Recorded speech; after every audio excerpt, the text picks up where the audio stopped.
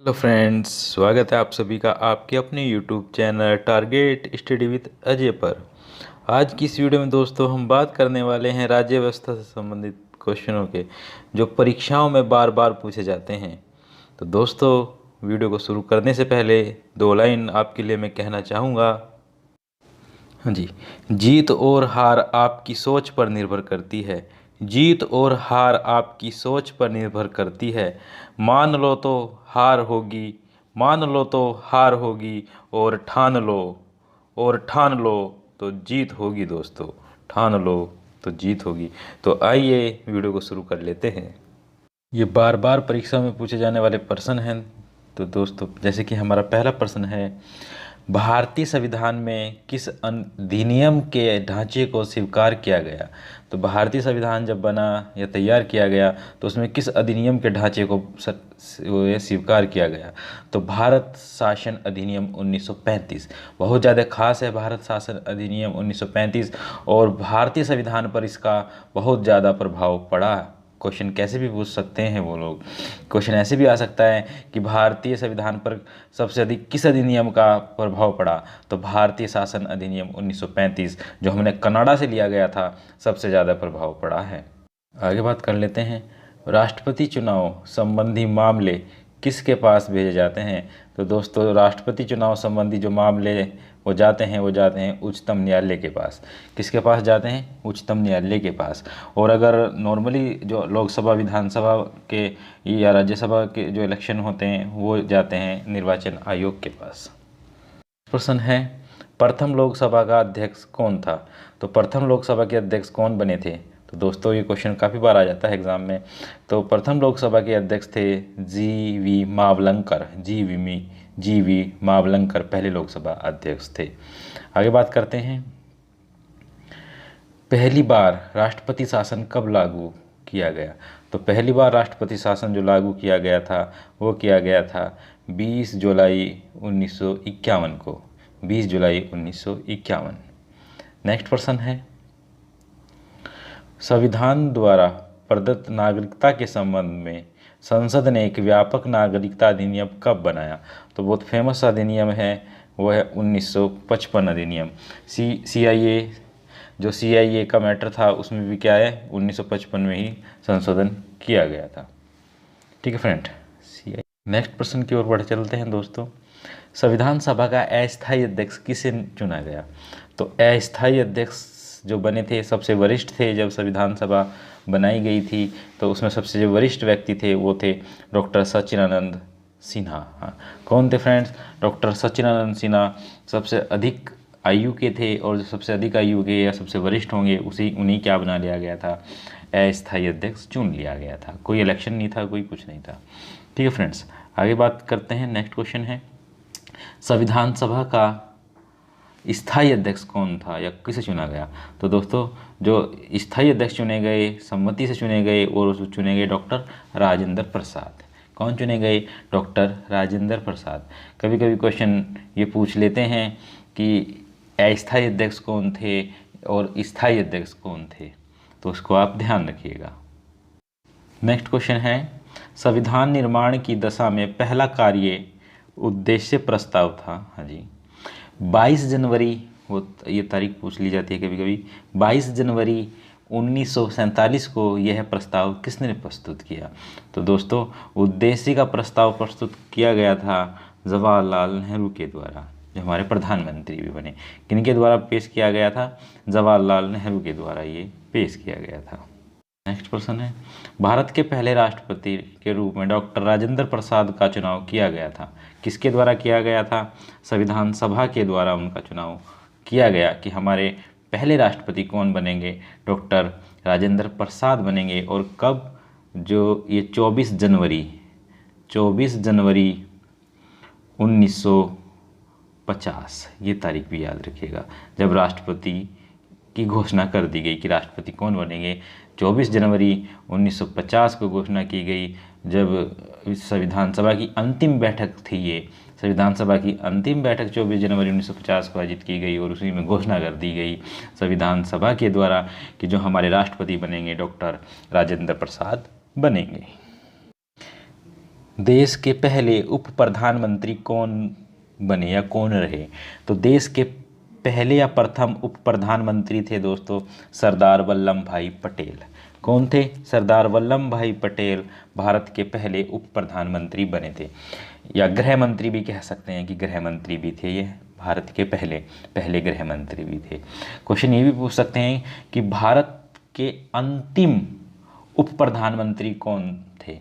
तो दोस्तों याद रखिएगा 2004 में जब भारत में प्रधानमंत्री अटल बिहारी वाजपेयी थे और उप प्रधानमंत्री लाल कृष्ण आडवाणी थे, तो लाल कृष्ण आडवाणी हमारे अंतिम उप प्रधानमंत्री थे और तभी से क्या है उप प्रधानमंत्री का पद भारत में समाप्त कर दिया गया है। तो पहले पूछने लगे तो सरदार वल्लभ भाई पटेल और अंतिम पूछने लगे तो लाल कृष्ण आडवाणी उप प्रधानमंत्री थे। नेक्स्ट क्वेश्चन है, सबसे लंबी अवधि तक एक ही विभाग का कार्यभार संभालने वाले केंद्रीय मंत्री कौन थे? तो दोस्तों वो केंद्रीय मंत्री थे डॉक्टर राजकुमारी अमृत कौर। कौन थी? डॉक्टर राजकुमारी अमृत कौर एक ही विभाग का कार्यभार संभालने वाली केंद्रीय मंत्री थी लंबे समय तक। प्रश्न है, दादर एवं नगर हवेली किस न्यायालय के क्षेत्र अधिकार में आते हैं? तो ये क्षेत्र अधिकार हैं मुंबई उच्च न्यायालय के क्षेत्र अधिकार में आते हैं। नेक्स्ट प्रश्न है, मूल संविधान में राज्यों को कितने प्रवर्गों में रखा गया? तो मूल संविधान में राज्यों को जो प्रवर्गों में रखा गया वो 4 थे। नेक्स्ट प्रश्न की बात करते हैं, लोकसभा की सदस्यता के लिए उम्मीदवार को कितने वर्ष से कम नहीं होना चाहिए? तो फ्रेंड्स लोकसभा में एमपी बनने के लिए, मेंबर ऑफ पार्लियामेंट बनने के लिए 25 वर्ष से आयु कम नहीं होनी चाहिए। क्या बनना चाहिए? Member of parliament. और अगर हम इसको उल्टा कर दें तो क्या बन जाएगा? एमपी। सॉरी, एमपी का उल्टा क्या कर दिया हमने? तो वो बन गया पीएम। तो दोनों के लिए क्या है? वही 25 साल उम्र। भारत में प्रधानमंत्री बनने के लिए न्यूनतम आयु क्या होनी चाहिए? 25 वर्ष। और मेंबर ऑफ पार्लियामेंट एमपी सांसद बनने के लिए जो आयु होनी चाहिए वो भी 25 वर्ष, इससे कम ना हो। नेक्स्ट क्वेश्चन है, जब भारत स्वतंत्र हुआ उस समय कांग्रेस का अध्यक्ष कौन था? तो दोस्तों उस वक्त कांग्रेस के अध्यक्ष थे जे.बी. कृपलानी। भारत कब आज़ाद हुआ आपको पता ही है, 1947 में आज़ाद हुआ। तो क्वेश्चन ये पूछा गया है कि 1947 में कांग्रेस के अध्यक्ष कौन थे जो अधिवेशन हुआ था? तो उस अधिवेशन के अध्यक्ष थे जे.बी. कृपलानी। क्वेश्चन है फ्रेंड्स, बहुत अच्छा क्वेश्चन है ये अभी तक का। मूल संविधान में राज्यों की संख्या कितनी थी? तो मूल संविधान में जो राज्यों की संख्या थी वो 27 थी और वर्तमान में जो राज्यों की संख्या है वो कितनी है? 28। और केंद्र शासित प्रदेश कितने हैं? 8। ठीक है फ्रेंड, तो याद रखना जब संविधान बन रहा था और बन के तैयार हो गया और जब लागू हो गया तो उस वक्त जो राज्यों की संख्या दिखाई गई थी वो 27 राज्य दिखाए गए थे भारत में। 42वें संवैधानिक संशोधन अधिनियम द्वारा प्रस्तावना में किन शब्दों को नहीं जोड़ा गया? तो एक शब्द था उसमें दोस्तों गुटनिरपेक्ष, ये शब्द नहीं जोड़ा गया। किस राज्य के विधान परिषद की सदस्य संख्या सबसे कम है? तो सबसे कम विधान परिषद की जो सदस्य की संख्या कम है वो है जम्मू कश्मीर। तो जम्मू कश्मीर तो खैर अब केंद्र शासित प्रदेश हो गया है फ्रेंड। आगे बात कर लेते हैं, भारत में किस प्रकार की शासन व्यवस्था अपनाई गई है? तो भारत में जो शासन व्यवस्था अपनाई गई है वो ब्रिटिश संसदात्मक प्रणाली, हाँ जी, ब्रिटिश संसदात्मक प्रणाली की व्यवस्था अपनाई गई है। ठीक है फ्रेंड, क्योंकि ब्रिटेन में क्या बनते हैं, जो पावर होती है किसके हाथ में होती है? जो प्रधानमंत्री होते हैं। और भारत में भी क्या है, जो पावर जो शक्ति है वो किसके हाथ में होती है? प्रधानमंत्री के हाथ में होती है। जैसे कि अमेरिका है, अमेरिका में शक्ति किसके हाथ में होती है? पावर्स पूरे देश की, वो राष्ट्रपति के हाथ में होती है। ठीक है फ्रेंड्स, आगे बढ़ते हैं। नेक्स्ट क्वेश्चन है, पहला संवैधानिक संशोधन अधिनियम कब किया गया? तो पहला संवैधानिक संशोधन अधिनियम 1951 में किया गया। कब किया गया? 1951 में किया गया। और किस लिए किया गया? तो दोस्तों सूची जोड़ी गई, और कौन सी सूची जोड़ी गई? वो सूची जोड़ी गई 9वीं सूची। हाँ जी, कौन सी अनुसूची जोड़ी गई? हाँ, तो क्योंकि संविधान जब बना था तो उसमें 8 ही अनुसूचियाँ थी, और तो 9वीं अनुसूची जोड़ी गई, और वो भी किस लिए? भूमि अधिग्रहण के लिए। 9वीं अनुसूची भूमि अधिग्रहण के लिए जोड़ी गई। 1951 का पहला संशोधन था। नेक्स्ट प्रश्न है, राष्ट्रपति पद के निर्वाचन हेतु उम्मीदवार की अधिकतम आयु कितनी होनी चाहिए? तो दोस्तों, अधिकतम आयु कुछ नहीं मायने रखती राष्ट्रपति के चुनाव के निर्वाचन के लिए। हाँ, न्यूनतम आयु मायने रखती है, तो न्यूनतम आयु है 35 वर्ष। राष्ट्रपति पद के निर्वाचन के लिए कितनी आयु कम होनी चाहिए, मतलब इतनी एक लाइन दे दी गई, एक लिमिट बना दी गई, क्राइटेरिया बना दिया गया कि 35 उम्र से अधिक आयु का ही भारत में क्या होगा? राष्ट्रपति बनेगा, क्योंकि उनको उस 35 उम्र होते होते अनुभव हो जाता है, इसलिए 35 उम्र मिनिमम रखी गई, और मैक्सिमम अधिकतम तो कोई आयु नहीं रखी गई। ठीक है फ्रेंड्स, और ये एक उदाहरण भी है, सबसे अधिक उम्र के जो राष्ट्रपति हैं इस वक्त जो हैं 77 साल से भी अधिक उम्र के हो गए हैं। कौन? जो बाइडन।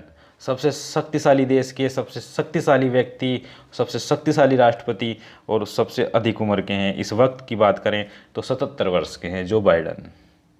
बात कर लेते हैं नेक्स्ट क्वेश्चन पर, भारत का संविधान कब अंगीकार या अंगीकृत किया गया या अडॉप्ट किया गया?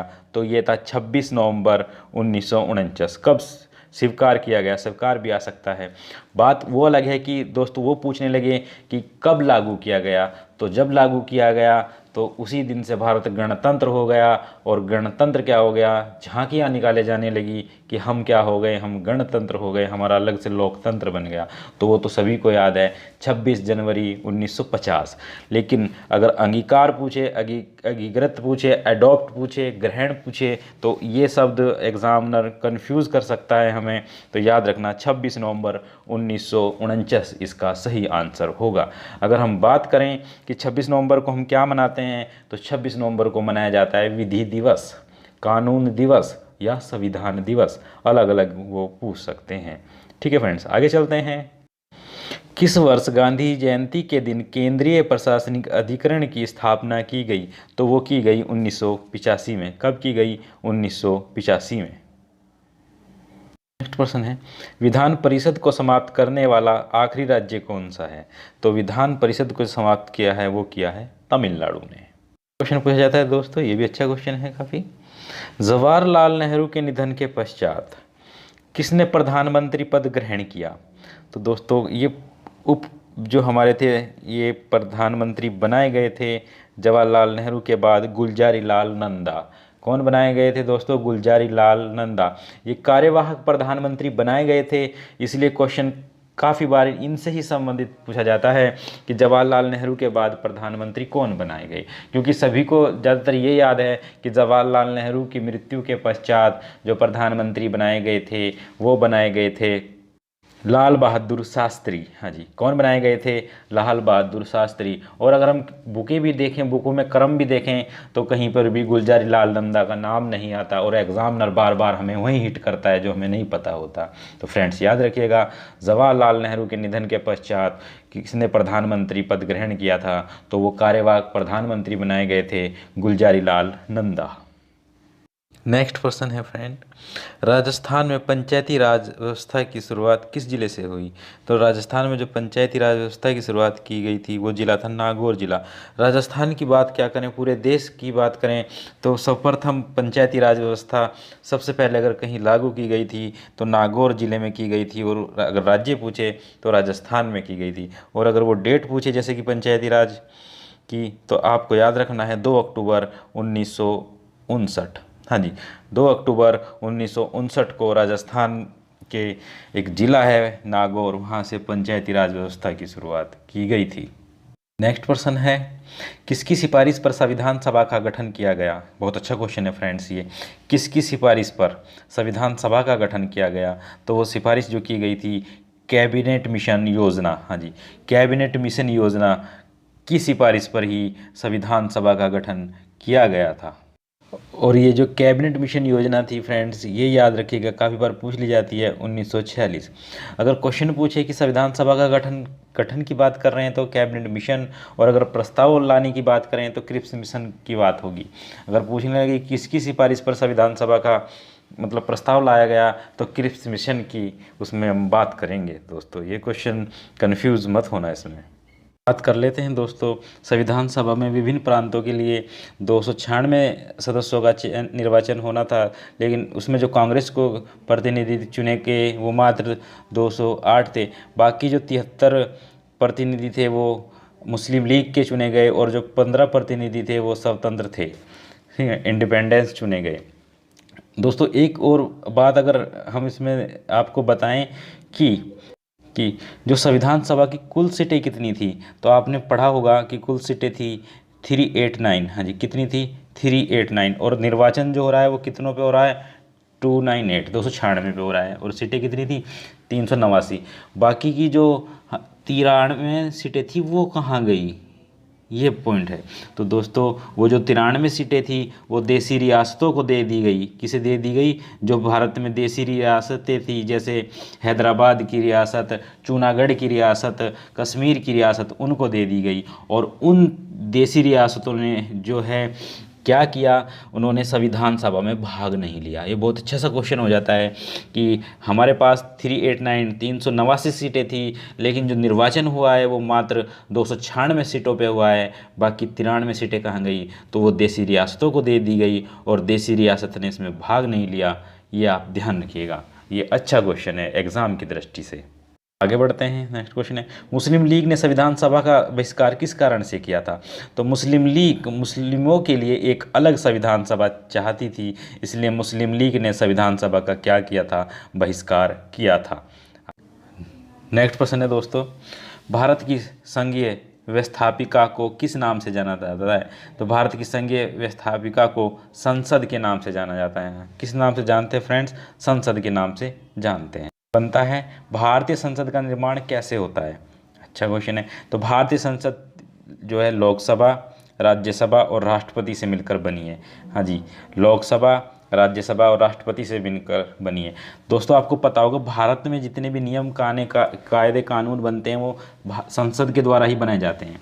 तो संसद में क्या होता है, अगर कोई हम अधिनियम लाते हैं, अधिनियम का मतलब एक्ट का मतलब कोई नियम कानून लाते हैं, तो सबसे पहले वो लोकसभा में जाता है, फिर उसके बाद वो राज्यसभा में पेश होता है और पास होता है, और इन दोनों सदनों में पास होने के बाद वो राष्ट्रपति के पास जाता है, और राष्ट्रपति के जब तक उस पर साइन नहीं होंगे तब तक वो नियम, अधिनियम या कानून या एक्ट नहीं बनेगा। तो आप याद रखिएगा, इसीलिए जो है भारतीय संसद का निर्माण कहा गया है वो लोकसभा, राज्यसभा और राष्ट्रपति तीनों को मिलाकर कहा गया है या बताया गया है।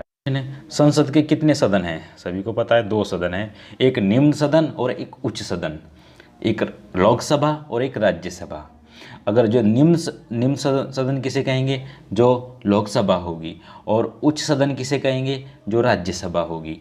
अगर आप ये भी कह सकते हैं कि इसमें जो भंग हो सकता है तो लोकसभा भंग हो सकती है, और जो कभी भंग नहीं होगी वो राज्यसभा है जो कभी भंग नहीं होगी। अब ये भी कह सकते हैं कि स्थायी सदन कौन सा है? तो दोस्तों याद रखना, स्थायी सदन की बात करें तो वो है राज्यसभा, और अस्थायी सदन की बात करें वो है लोकसभा। अस्थायी है, कुछ नहीं पता आज यहाँ से इलेक्शन जीतेंगे या नहीं जीतेंगे या कब भंग हो जाए। अस्थायी का मतलब होता है कब भंग हो जाए। अगर हम बात करें, लोकसभा कभी भी भंग हो सकती है, राष्ट्रपति के द्वारा की जा सकती है प्रधानमंत्री के कहने पर, तो लोकसभा कभी भी भंग हो सकती है, तो इसलिए निम्न सदन कहेंगे, ठीक है, लोकसभा को। अस्थायी सदन कहेंगे, और उच्च सदन किसे कहेंगे? राज्यसभा को उच्च सदन कहेंगे, और राज्यसभा कभी भी भंग नहीं होती। ये क्वेश्चन भी काफ़ी बार एग्जाम में पूछा गया है फ्रेंड्स। आगे चलते हैं, नेक्स्ट प्रश्न है, संसद के किस सदन को प्रतिनिधि सभा कहते हैं? देखो ये क्वेश्चन अलग ही निकल के आया है। संसद के किस सदन को प्रतिनिधि सभा कहते हैं? तो लोकसभा, ठीक है। किसे कहते हैं? लोकसभा को क्या कहते हैं? प्रतिनिधि सभा कहते हैं। यह हम आपको बता ही चुके हैं फ्रेंड्स। संसद का स्थायी सदन किसे कहते हैं? तो राज्यसभा को। और अस्थायी किसे कहेंगे? लोकसभा को। भारतीय संसद का तीसरा अंग कौन है? तो भारतीय संसद का तीसरा अंग है जी राष्ट्रपति, जो साइन करते हैं सभी नियम पर।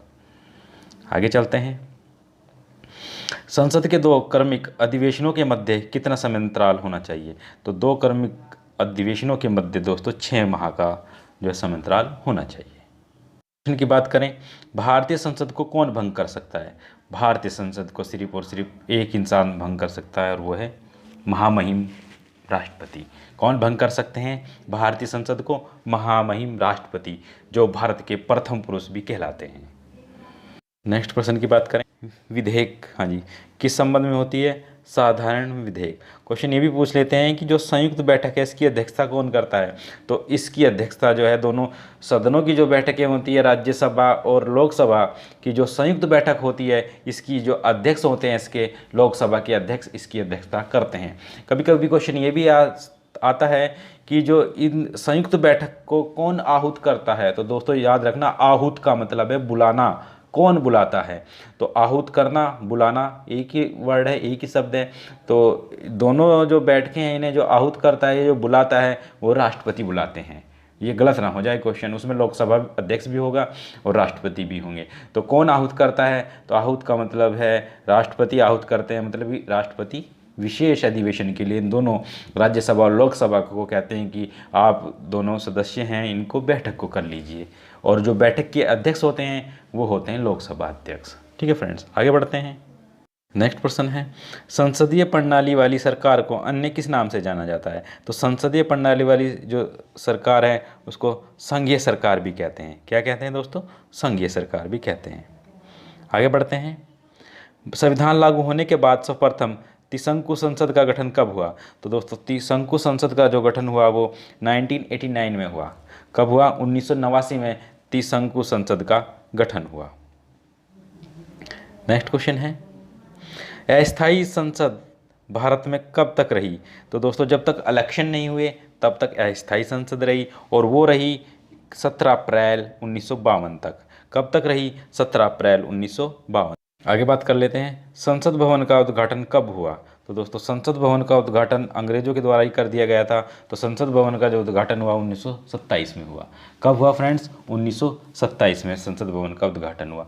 अब क्वेश्चन ये बनता है, संसद भवन पार्लियामेंट हाउस का उद्घाटन किसके द्वारा किया गया? तो पार्लियामेंट हाउस का जो उद्घाटन, संसद भवन का उद्घाटन जो किया गया था, लॉर्ड इरविन के द्वारा किया गया। हाँ जी, किसके द्वारा किया गया? लॉर्ड इरविन के द्वारा किया गया। नेक्स्ट प्रश्न है, राज्यसभा का सदस्य बनने के लिए न्यूनतम आयु कितनी होनी चाहिए? बहुत बार क्वेश्चन पूछा जाता है। तो दोस्तों 30 वर्ष होनी चाहिए। कितनी होनी चाहिए? 30 वर्ष होनी चाहिए। जब राज्यसभा है, उच्च सदन है, तो आयु भी क्या होनी चाहिए? उच्च होनी चाहिए, क्योंकि अनुभवी लोग ही तो जाएंगे राज्यसभा में। ठीक है फ्रेंड, को बता ही चुके हैं कि सदन को भंग नहीं किया जा सकता, तो राज्यसभा को भंग नहीं किया जा सकता, क्योंकि ये तो स्थायी है, तो स्थायी ही रहेगा। काफ़ी अच्छा क्वेश्चन है दोस्तों, ये भी काफ़ी बार एग्जाम में पूछा ही जाता है। खैर, लोकसभा और राज्यसभा में गणपूर्ति, हाँ जी, गणपूर्ति संख्या क्या है? तो गणपूर्ति संख्या है दोस्तों, याद रखना, 1/10 भाग। हाँ, किसी संख्या की, लोकसभा की संख्या है जो हमारी, और जो राज्यसभा की संख्या है अलग अलग, उनका 1/10 भाग क्या है? गणपूर्ति संख्या, या गणपूरक भी कहते हैं इसको। नेक्स्ट प्रश्न की बात करें, वह कौन सा सदन है जिसका अध्यक्ष उस सदन का सदस्य नहीं होता? तो वो एक ही सदन है दोस्तों, और वो सदन है राज्यसभा। क्योंकि राज्यसभा का जो अध्यक्ष होता है उसे हम सभापति कहते हैं, उन्हें हम सभापति कहते हैं। तो जो सभापति होते हैं वो राज्यसभा के सदस्य नहीं होते। हाँ, अगर उपसभापति की बात करें तो उपसभापति जो हैं वहाँ के सदस्य होते हैं, लेकिन जो सभापति होते हैं वो उपराष्ट्रपति होते हैं। तो दोस्तों जो उपराष्ट्रपति होते हैं वो राज्यसभा से नहीं चुने जाते, राज्यसभा के सदस्य नहीं चुने जाते जो उपराष्ट्रपति होते हैं। ठीक है, तो वो क्या हैं? वो राज्यसभा के सदस्य नहीं होते, या उस सदन के सदस्य नहीं होते। नेक्स्ट क्वेश्चन है, लोकसभा द्वारा पारित धन विधेयक राज्यसभा को प्राप्त होने के कितने दिन बाद तक लोकसभा को लौटाया जा सकता है? तो दोस्तों 14 दिन तक। हाँ जी, कितने दिन तक? 14 दिन तक। ये जो 14 है हमारे जो इतिहास में और हमारे जो धार्मिक कह लें उसमें बहुत खास रहा है इस 14 का। अगर किसी को न्यायिक मतलब कोई किसी के खिलाफ FIR हो जाए और उसको गिरफ्तार कर लें तो उसको न्यायिक कस्टडी में भेजते हैं, पुलिस की अभिरक्षा में भेजते हैं। कितने दिन के लिए भेजते हैं? 14 दिन के लिए। महाभियोग लगाया जाता है, कितने दिन बताना पहले होता है? 14 दिन पहले बताना होता है। लोकसभा द्वारा पारित धन विधेयक को राज्यसभा में प्राप्त होने के कितने दिन के बाद लौटाया जा सकता है? 14 दिन बाद लौटाया जा सकता है। तो दोस्तों ये 14 आया कहाँ से है? मेन तो ये बात है। तो आपको पता होगा श्री रामचंद्र जी को जो वनवास हुआ था वो कितने वर्ष का हुआ था, सॉरी, तो वो हुआ था 14 वर्ष। ठीक है दोस्तों, कितने वर्ष का हुआ था, 14 वर्ष। तो वो ये कहाँ से लिया गया है, यहीं से ये 14 दिन लिया गया है। बस ये याद रखने वाला क्वेश्चन है, वरना हम 15 दिन भी रख सकते थे या हम 13 दिन भी रख सकते थे। ठीक है, ठीक है फ्रेंड्स। क्वेश्चन है, भारत में किसकी स्वीकृति के बिना कोई भी सरकारी खर्चा नहीं किया जा सकता। हाँ जी, संसद की मंजूरी के बिना कोई भी सरकारी खर्चा नहीं किया जा सकता। नेक्स्ट है, राज्यसभा के सभापति की अनुपस्थिति में राज्यसभा का संचालन कौन करता है। उपसभापति करते हैं। कौन करते हैं, उपसभापति करते हैं। जब हमारे सभापति मतलब उपराष्ट्रपति विदेशी यात्रा पर चले जाते हैं, विदेशी देशों की यात्रा पर चले जाते हैं विदेश में, तो जो उनकी अनुपस्थिति में कौन राज्यसभा का संचालन करेगा, जो उपसभापति होते हैं बनाए, वो क्या करेंगे, संचालन करेंगे। नेक्स्ट क्वेश्चन है, राज्यसभा के द्विवार्षिक चुनाव को अधिसूचना कौन जारी करता है। क्योंकि आपको पता होगा राज्यसभा में राज्यसभा में क्या होता है, हर 2 वर्ष में जो सदस्य संख्या उसकी 1/3 बदली जाती है, 2/3। तो उसी में क्या होता है, उसमें निर्वाचन आयोग उसकी जो अधिसूचना जारी करता है राज्यसभा के। और दोस्तों याद रखना, जितने भी भारत में चुनाव होते हैं उनकी जो अधिसूचना जारी करता है वो चुनाव आयोग ही करता है। ठीक है फ्रेंड्स। नेक्स्ट प्रश्न है, केंद्रीय संसद राष्ट्रहित में राज्य सूची के विषयों पर कानून कब बना सकती है। तो दोस्तों केंद्रीय संसद जो राष्ट्रहित में राज्य सूची के विषयों पर कानून बना सकती है राज्यसभा में उपस्थित सदस्यों के 2/3 बहुमत पर। हाँ जी, कितने सदस्य उसमें मंजूरी दें उसको, 2/3 सदस्य उस पर उपस्थित हो और वो मंजूरी प्रदान करें। नेक्स्ट प्रश्न है, राज्यसभा की 2 बैठकों के मध्य समयांतराल कितना होना चाहिए फ्रेंड्स। तो जैसे लोकसभा में था ऐसे ही राज्यसभा में 6 माह का। कितना होना चाहिए, 6 माह का। लोकसभा का नेता कौन होता है। हाँ जी, लोकसभा का नेता होता है प्रधानमंत्री। या लोकसभा में पक्ष का नेता कौन होता है, क्वेश्चन ये भी आ सकता है। तो पक्ष का नेता भी कौन होता है, प्रधानमंत्री। और विपक्ष का नेता जो चुनते हैं विपक्ष उसको, वो होता है। तो पक्ष का नेता भी पूछ सकते हैं लोकसभा में और नेता भी पूछ सकते हैं, तो प्रधानमंत्री होते हैं। नेक्स्ट है, लोकसभा का नेता कौन होता है, लोकसभा। क्वेश्चन है दोस्तों, आगे बढ़ते हैं। भूतपूर्व सांसद सदस्यों को पेंशन व्यवस्था कब लागू की गई। तो 1976 में लागू की गई। जो सांसद हैं उनको क्या दी जाएगी, पेंशन। ये व्यवस्था 1976 में लागू की गई।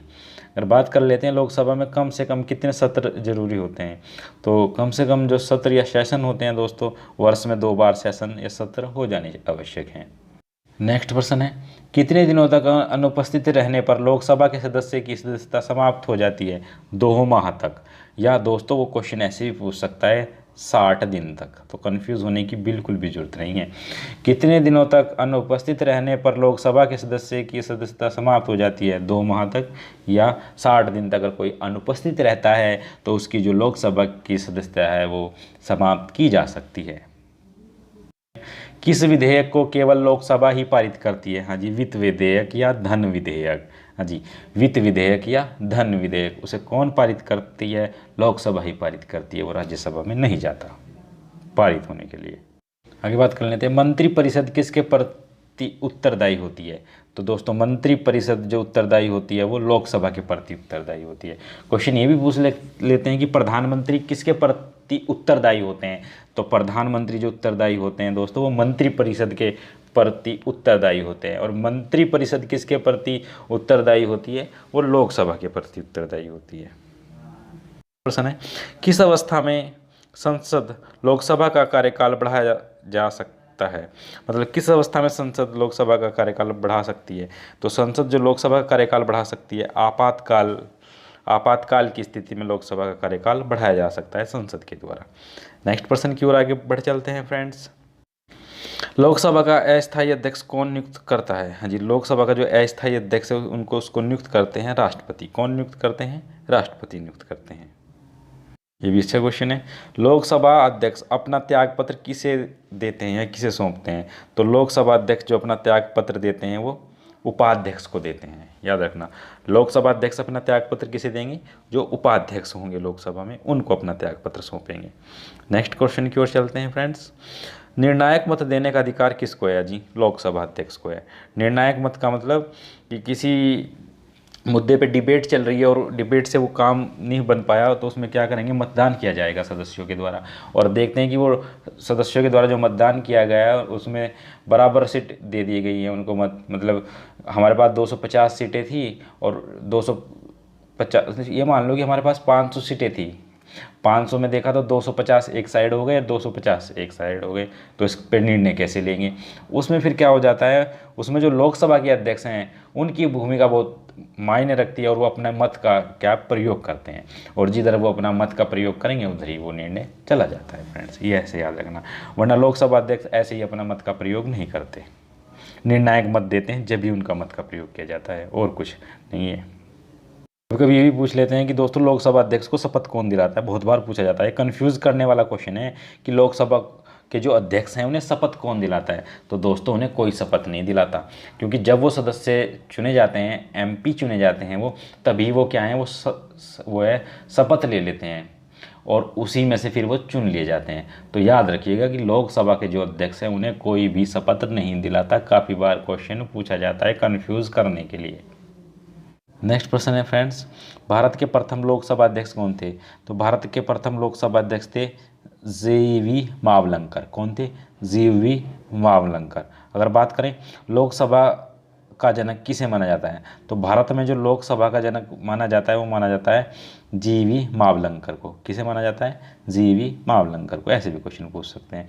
नेक्स्ट क्वेश्चन है, लोकसभा के प्रथम उपाध्यक्ष कौन थे? हाँ जी, बहुत अच्छा क्वेश्चन है ये भी, कि लोकसभा के प्रथम उपाध्यक्ष कौन थे? तो लोकसभा के प्रथम तो वो थे अनंत शयनम आपंगर। अनंत शयनम आपंगर लोकसभा के प्रथम उपाध्यक्ष थे। नेक्स्ट प्रश्न है, किस लोकसभा अध्यक्ष का कार्यकाल सबसे लंबा रहा? तो सबसे अधिक टाइम तक जो लोकसभा के अध्यक्ष रहे वो रहे बलराम जाखड़। हाँ, कौन रहे दोस्तों? बलराम जाखड़। नेक्स्ट प्रश्न की बात कर लेते हैं, लोकसभा के अध्यक्ष या उपाध्यक्ष की अनुपस्थिति में लोकसभा की अध्यक्षता कौन करता है? तो लोकसभा की जो अध्यक्षता करता है लोकसभा का वरिष्ठतम सदस्य। हाँ जी, कौन करता है? लोकसभा का जो वरिष्ठतम सदस्य होगा वो क्या करेगा, जब लोकसभा के अध्यक्ष और किसी कारण से उपाध्यक्ष उपस्थित नहीं होंगे लोकसभा में, तो उसकी अध्यक्षता की जाएगी लोकसभा के जो वरिष्ठ सदस्य होंगे उनके द्वारा। नेक्स्ट प्रश्न की बात करें, राष्ट्रमंडल अध्यक्षों के सम्मेलन का पदेन महासचिव कौन होता है? तो वो होते हैं लोकसभा महासचिव। हाँ जी, कौन होते हैं? लोकसभा महासचिव। नेक्स्ट प्रश्न की ओर चलते हैं फ्रेंड्स, संसदीय मंत्रिमंडल की बैठक का सभापति कौन होता है? तो संसदीय मंत्रिमंडल की बैठक का सभापति होते हैं प्रधानमंत्री। कौन होते हैं? प्रधानमंत्री। नेक्स्ट प्रश्न है, प्रधानमंत्री का कार्यकाल कितना होता है? तो नॉर्मली सभी को पता है प्रधानमंत्री का कार्यकाल जो होता है 5 वर्ष का होता है। कितना होता है फ्रेंड्स? 5 वर्ष का होता है। अच्छा क्वेश्चन है, प्रधानमंत्री पद से त्यागपत्र देने वाले पहले प्रधानमंत्री कौन थे? हाँ जी, प्रधानमंत्री पद से त्यागपत्र दे दिया तो वो थे मोरारजी देसाई। कौन थे?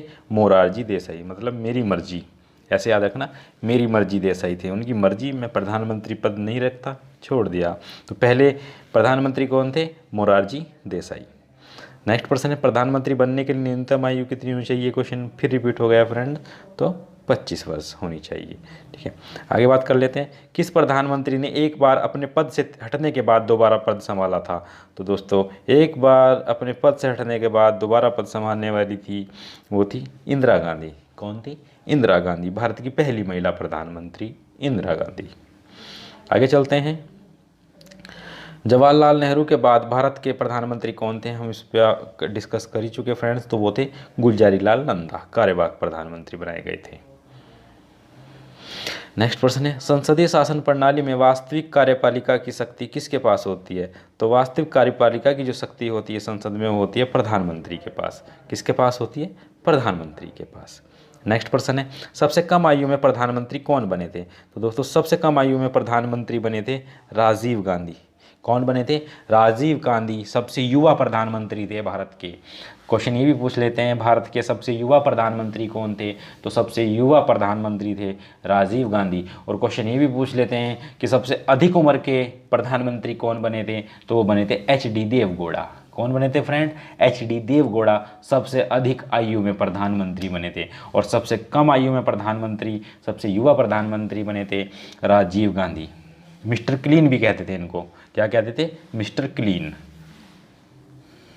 आगे बात कर लेते हैं फ्रेंड्स, लोकसभा में बहुमत दल का नेता कौन होता है? तो बहुमत दल का नेता, पक्ष का नेता, लोकसभा का नेता, तो वो होते हैं प्रधानमंत्री। नाम अलग अलग है लेकिन काम एक ही है। ठीक है, आगे चलते हैं नेक्स्ट प्रश्न की ओर। भारत के मंत्रिपरिषद में अधिकतम सदस्य कहाँ से लिए जाते हैं? तो भारत में जो मंत्रिपरिषद है उसमें अधिकतम जो सदस्य लिए जाते हैं वो लोकसभा से ही चुन के जाते हैं। ठीक है फ्रेंड्स, लोकसभा से ही लिए जाते हैं, ये तो कंफर्म ही है, और ये अच्छा क्वेश्चन भी है क्योंकि अधिकतम सदस्य लोकसभा से ही लेते हैं, ना कि राज्यसभा से। आगे बात करते हैं क्वेश्चन नंबर 86।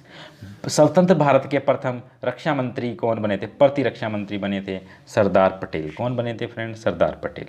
क्योंकि सरदार पटेल ही क्या थे? हमारे सरदार पटेल ही हमारे गृह मंत्री भी थे। क्या थे? गृह मंत्री। और सरदार पटेल ही पहले उप प्रधानमंत्री भी थे। ठीक है, ऐसे याद रखना दोस्तों। स्वतंत्र भारत के प्रथम वित्त मंत्री कौन थे? तो स्वतंत्र भारत के जो प्रथम वित्त मंत्री थे वो थे डॉक्टर, हाँ जी, कौन थे? Doctor John Mathai. हाँ फ्रेंड्स, याद रखना, डॉक्टर जॉन मथई पहले वित्त मंत्री थे स्वतंत्र भारत के। नेक्स्ट प्रश्न है, क्या राज्यसभा का सदस्य मंत्री परिषद का सदस्य बन सकता है? हाँ बिल्कुल बन सकता है फ्रेंड्स, मंत्री परिषद का सदस्य भी बन सकता है और प्रधानमंत्री भी बन सकता है जो राज्यसभा का सदस्य होगा। जैसे कि हमारे प्रधानमंत्री थे जिन्होंने 10 साल राज किया है, डॉक्टर मनमोहन सिंह। अब से पहले प्रधानमंत्री नरेंद्र मोदी से पहले जो प्रधानमंत्री बने 2004 से लेके 2014 तक, डॉक्टर मनमोहन सिंह, तो वो एक भी बार इलेक्शन नहीं लड़े हैं लोकसभा का। और जब एक भी बार इलेक्शन नहीं लड़े हैं लोकसभा का और फिर भी क्या बन गए? प्रधानमंत्री बन गए, तो वो राज्यसभा सदस्य के तौर पर ही चुन कर आए थे। हाँ जी, राज्यसभा सदस्य के तौर पे चुने गए और क्या बने? वो प्रधानमंत्री बने। तो सदस्य भी तो बन ही सकता है फ्रेंड्स। आगे बात करते हैं। नेक्स्ट प्रश्न है, किसी राज्य की कार्यपालिका की शक्ति किस में निहित होती है? तो दोस्तों, राज्य की जो कार्यपालिका की शक्ति निहित होती है वो होती है राज्यपाल में। किस में निहित होती है? राज्यपाल में। नेक्स्ट प्रश्न की ओर बढ़ते हैं। भारत की पहली महिला राज्यपाल कौन थी? तो भारत की पहली महिला राज्यपाल थी सरोजनी नायडू। कौन थी दोस्तों? सरोजनी नायडू। नेक्स्ट प्रश्न है, बहुत अच्छा प्रश्न है, बहुत बार यूपीएससी के एग्जाम में पूछा गया है। राज्यपाल सोने के पिंजरे में निवास करने वाली चिड़िया के समान है। हाँ जी, ये लाइन, ये परिभाषा जो दी गई थी किसके द्वारा दी गई? ये शब्द किसके थे? तो शब्द थे राज्यपाल सोने के पिंजरे में निवास करने वाली चिड़िया है। तो ये कहा गया था दोस्तों सरोजनी नायडू के द्वारा। किसके शब्द थे? सरोजनी नायडू, जो पहली राज्यपाल बनाई गई थी भारत की महिला। तो उन्हें पता था ना वो खुद किस सोने के किस पिंजरे में रही हैं, तो उनको उसका फीलिंग था। वही कहते हैं ना फ्रेंड्स कि मुर्दा ही जानता है कब्र का हाल। तो वही काम किसके लिए था? वही काम था सरोजिनी नायडू के लिए, क्योंकि पहली महिला राज्यपाल बना दी गई। अब उन्हें पता है कि राज्यपाल तो बन गए हम, लेकिन अधिकार हमारे पास कुछ नहीं है। सिर्फ और सिर्फ क्या अधिकार है कि एक राज्य से दूसरे राज्य में हम जाके राज्यपाल बन जाते हैं, और जो हमारी शक्तियां हैं बहुत सीमित हैं, और जो यूनिवर्सिटियां होती हैं, विश्वविद्यालय होती हैं, वो हमारे अंडर या अधीन में होते हैं, बस, और कुछ ज़्यादा नहीं होता इनके पास। प्रश्न है, किसकी अनुमति के बिना राज्य की विधानसभा में कोई धन विधेयक पास नहीं हो सकता? तो दोस्तों वो है राज्यपाल। धन विधेयक की बात करें, केवल धन विधेयक की बात हो रही है, तो कोई भी धन विधेयक पास नहीं हो सकता किसकी अनुमति के बिना? राज्यपाल की अनुमति के बिना। आगे बात कर लेते हैं, राज्यपाल द्वारा जारी किया गया अध्यादेश किसके द्वारा मंजूर किया जाता है? तो राज्यपाल के द्वारा जो अध्यादेश जारी किया जाता है उसको विधानमंडल क्या है? मंजूर कर लेता है। आगे बात करते हैं, राज्य सरकार को कौन भंग कर सकता है? तो दोस्तों, राज्य सरकार को भंग कर सकते हैं कौन? राज्यपाल। और जो लोकसभा है, लोकसभा को भंग कर सकते हैं राष्ट्रपति, और राज्य सरकार को जो भंग कर सकते हैं वो राज्यपाल भंग कर सकते हैं। नेक्स्ट है, उच्च न्यायालय के न्यायाधीशों की नियुक्ति कौन करता है? तो दोस्तों, उच्च न्यायालय के जो न्यायाधीश हैं उनकी नियुक्ति करता है राष्ट्रपति। कौन करता है? राष्ट्रपति उनकी नियुक्ति करता है। क्वेश्चन है फ्रेंड्स, उच्च न्यायालय का न्यायाधीश कितनी आयु तक अपने पद पर रह सकता है? तो उच्च न्यायालय का जो न्यायाधीश है 65 वर्ष की आयु तक अपने पद पर आसीन रह सकता है। उच्च न्यायालय में प्रथम महिला मुख्य न्यायाधीश कौन बनी थी? तो दोस्तों उच्च न्यायालय में प्रथम महिला मुख्य न्यायाधीश जो बनी थी वो बनी थी लीला सेठ। और कहाँ की बनी थी? ये पटना उच्च न्यायालय की। हाँ जी, कहाँ, क्वेश्चन ये भी पूछ लेते हैं कि पहली महिला मुख्य न्यायाधीश जो बनी थी कहाँ की बनी थी? तो श्रीमती लीला सेठ जो बनी थी पटना उच्च न्यायालय, मतलब हिमाचल प्रदेश राज्य की। ठीक है फ्रेंड्स, ये तो उच्च न्यायालय की हो गई। अगर हम कहें उच्चतम न्यायालय की, सुप्रीम कोर्ट की पहली महिला मुख्य न्यायाधीश कौन थी? तो फातिमा बीबी थी। कौन थी फ्रेंड? दिल्ली में जो हमारा सुप्रीम कोर्ट है, उच्चतम न्यायालय है, उसमें पहली महिला मुख्य न्यायाधीश बनी थी फातिमा बीबी। ये भी याद रखिएगा। प्रश्न है, किसी न्यायाधीश को एक न्यायालय से दूसरे न्यायालय में भेजने का अधिकार किसको है? तो वो फ्रेंड्स राष्ट्रपति को ही है। किसको है? राष्ट्रपति को। प्रश्न है फ्रेंड्स, सर्वोच्च न्यायालय के न्यायाधीश को उसके पद से कैसे हटाया जा सकता है?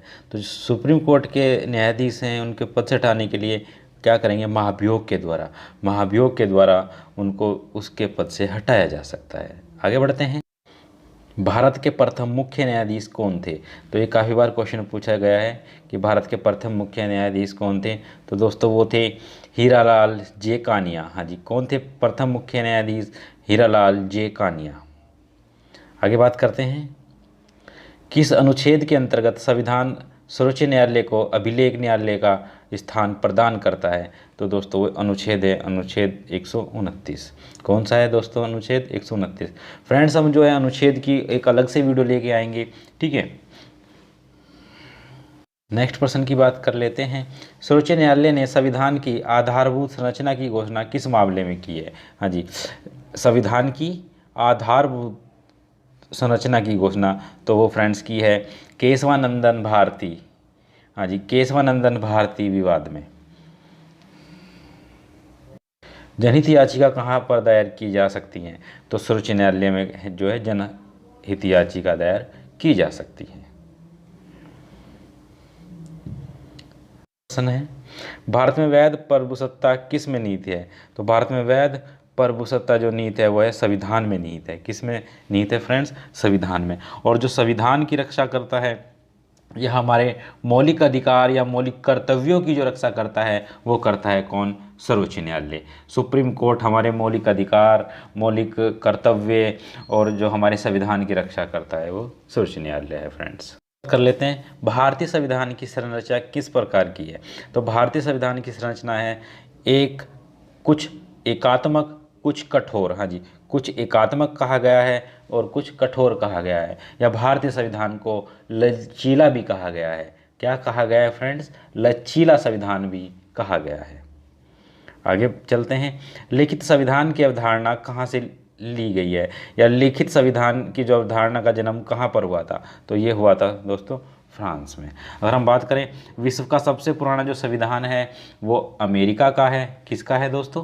विश्व का सबसे पुराना संविधान अमेरिका का है, या सबसे पुराना लोकतंत्र कहें।